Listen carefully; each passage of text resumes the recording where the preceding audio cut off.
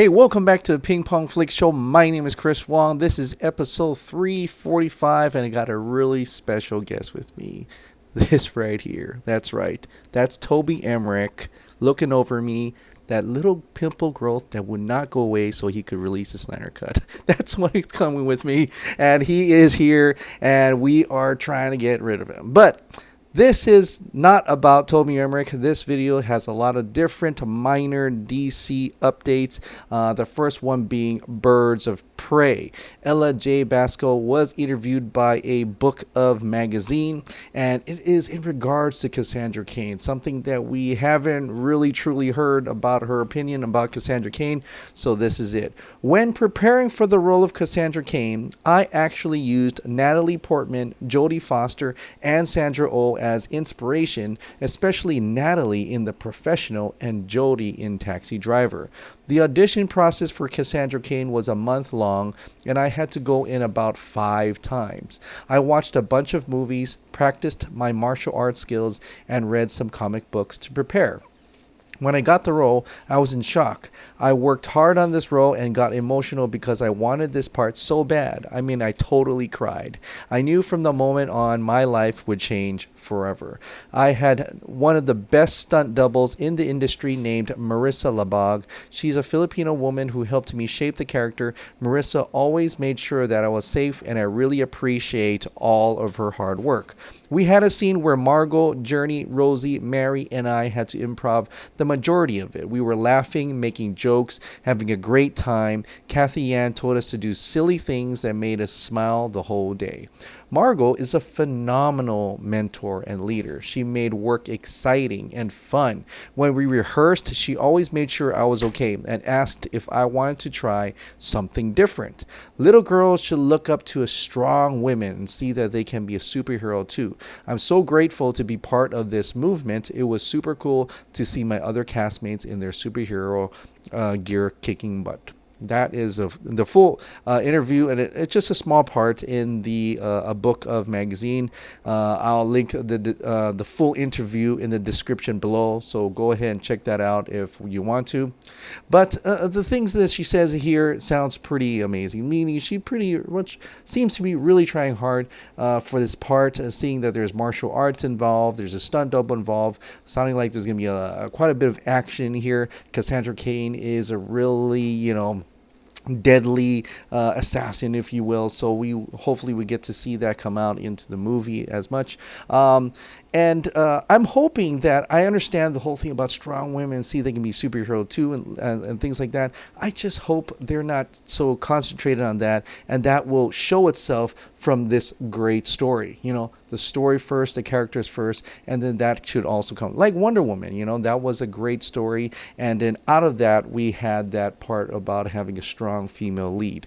It doesn't have to be strong female lead first, and then make the story later. That's what I wanted to say about that. But very exciting stuff. Birds of Prey. There are a lot more coming out as we get closer and closer to the release next year. And a lot more people involved with a movie are talking about their roles. I mean, there was another person who said that, I forgot it was Dana Lee, had said that he is kind of like the person who takes in Harley Quinn when she has a fight with Joker. So that's an interesting thing that would happen in the Birds of Prey movie as well. So there's a lot of aspects of this that is kind of make me wonder what type of movie this is. They're talking about comedy, being silly, but also more has some depth, got some darkness in it. So I'm very intrigued to see the actual trailer for this movie, and hopefully they actually release some sort of trailer.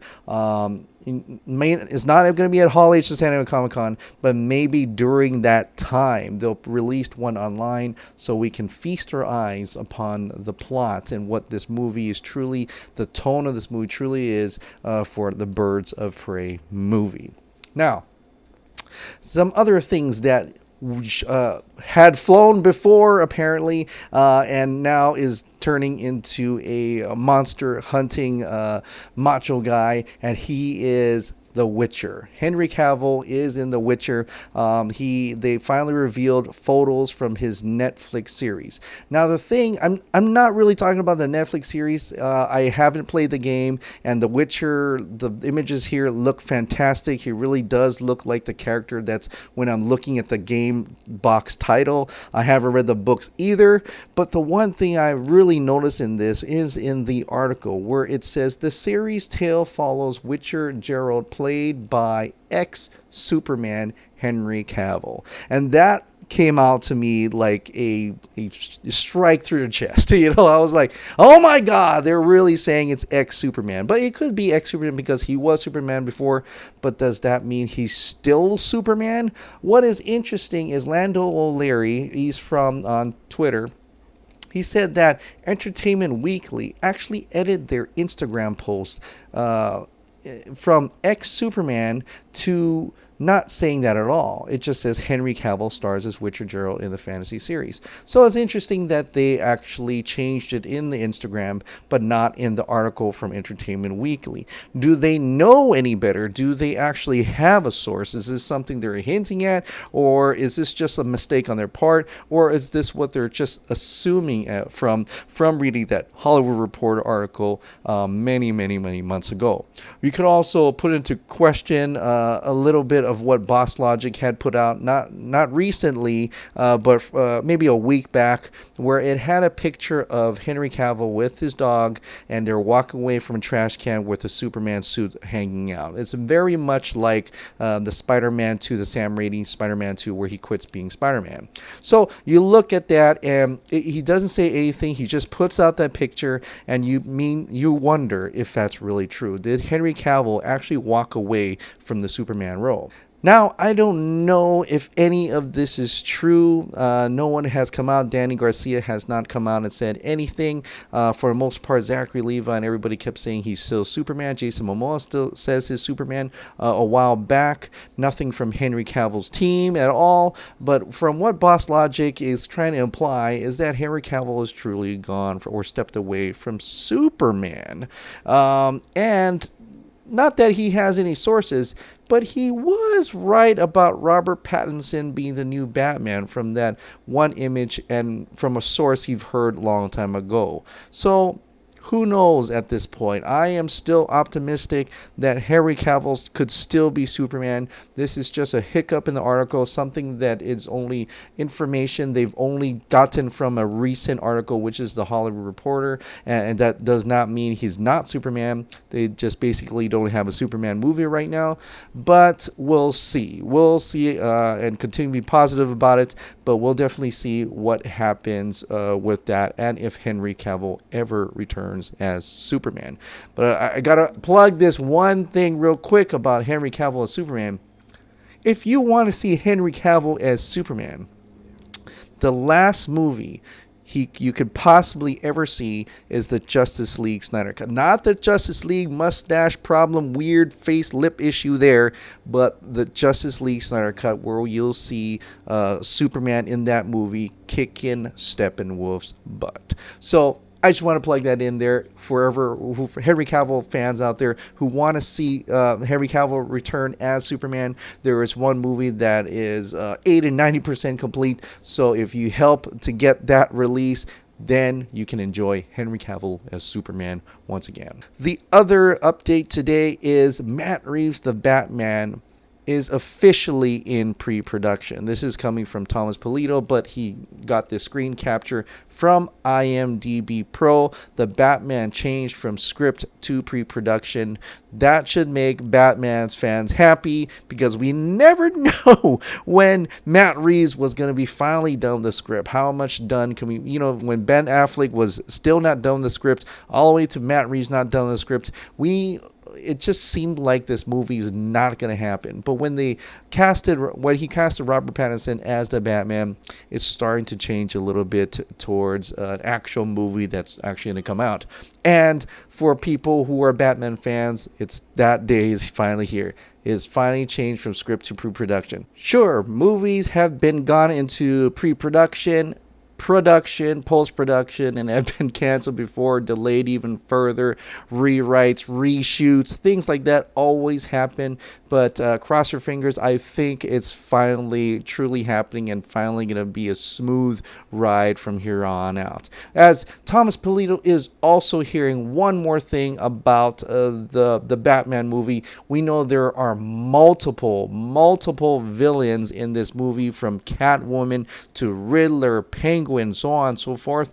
Now, the role of Catwoman is almost equally as important as the role of the Batman. So everybody's wanting to know who's going to play Catwoman. And Thomas Polito says this: as the Batman enters pre-production, Matt Reeves is beginning to look at actresses for the role of Catwoman, and I hear Vanessa Kirby is one contender for the part.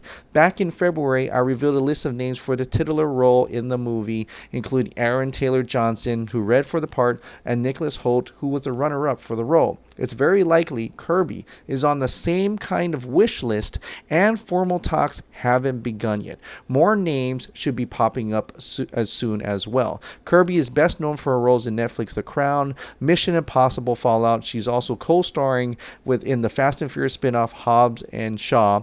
Matt Reeves is writing and directing in Batman with Robert Pattinson, donning the cape and cowl. It will hit theaters in June 2021. Vanessa Kirby.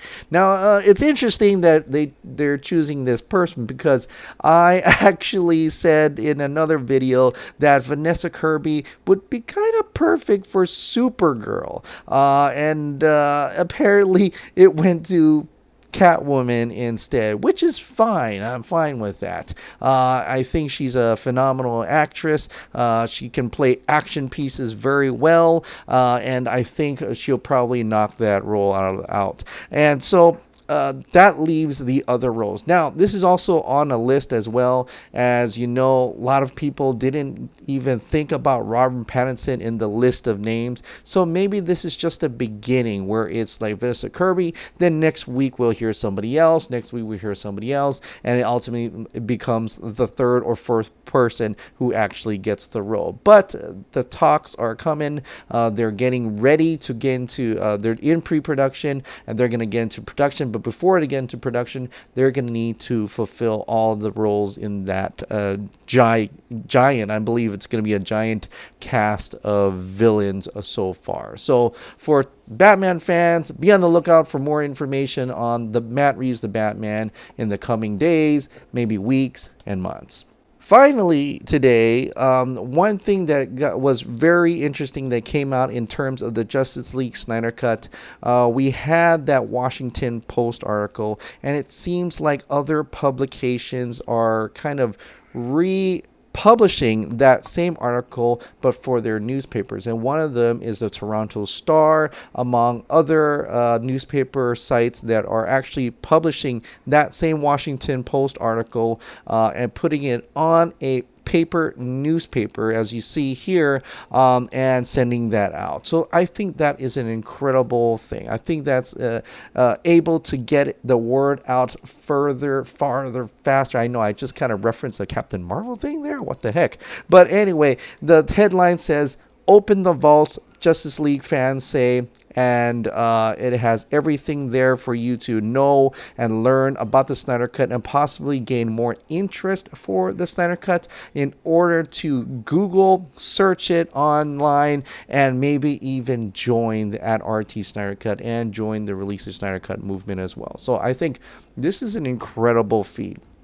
And it really took some giant publications to do that. It started with the fans. It started with a continuous effort ever since Wall Street Journal trying to take us out. But actually, that Wall Street Journal kind of did us a favor in putting it out into the eyes that people didn't even know that Snyder Cut even existed. And it just grew from there slowly and surely. Jason Momoa saying the Snyder Cut and that making it on MTV. Then we getting to the Ringer article, the Washington Post. Now we're in newspapers. And this is a fantastic thing. And I think we're gaining much more, for people getting more appreciated to seeing that Snyder would be able to finish his film and release the film that he always intended, and showing how what Warner Brothers has done and the injustices that have been done. So I think this is a fantastic route as we get closer and closer to San Diego Comic-Con, where the Project Comic-Con team are working very hard to get pamphlets ready, flyers ready, and getting the marketing material ready to entice more people to join the movement, to educate more people about the Snyder Cut, get it beyond the existence and to its helping it release. So that's what the goal is for Project Comic-Con team is doing, and I think they're doing a great job, and I can't wait to see the end result of that at San Diego Comic-Con in a couple weeks. It's very soon. So we're looking forward to that, and I'm very much intrigued by what WarnerMedia's response to that is. They are ramping up. I want to talk a little bit about this. We're ramping up WarnerMedia Streaming Service. They're getting their content ready to be put onto that streaming service. And what they're doing now is rather interesting, in which they're kind of just digging up different older TV shows and series and content from what they've owned before in their vaults, if you will, in their library, and throw it on the streaming service. I mean, we got stuff like Perfect Strangers, Family Matters. Those shows are actually coming back. They're pulling it out and doing it. They're even making new content based on their old content, including a Gremlins animation that's coming out on WarnerMedia Streaming Service. So they're really ramping up their content to put onto the WarnerMedia Streaming Service to combat people like Netflix, who's got like shows like an upcoming show like, well, The Witcher, for instance. Netflix is making their own shows now, as they know that WarnerMedia and Disney are going to pull their content out from Netflix, so they're going to have to combat that by making their own original shows, including The Witcher, and of course Zack Snyder's own Army of the Dead, and hopefully more of Zack Snyder's work will appear on Netflix. And who knows if WarnerMedia is able to, or wanting to, have original types of work on their streaming service, and they got the budget for it, they will hire other filmmakers to make director-driven films on their WarnerMedia streaming service. And I hope one day they could see the value in putting on the Snyder Cut, the Justice League, what they can safely call the alternative cut without looking bad, and dropping it on a WarnerMedia streaming service. And who knows? And this is going to be a big if, big if, and possibly a Christmas dream, if you will, that the alternative cut, which we know is the true cut, but let's let them have their ego. The Justice League alternative cut, the Snyder Cut, on our WarnerMedia streaming service. People are really into that. They get Zack Snyder and make Justice League Part 2 alternative in that own world. I know. I'm dreaming. I know. In some other world, some other Earth 2, I'm watching Justice League Part 2, crying in Justice League Part 3 because Batman sacrificed himself.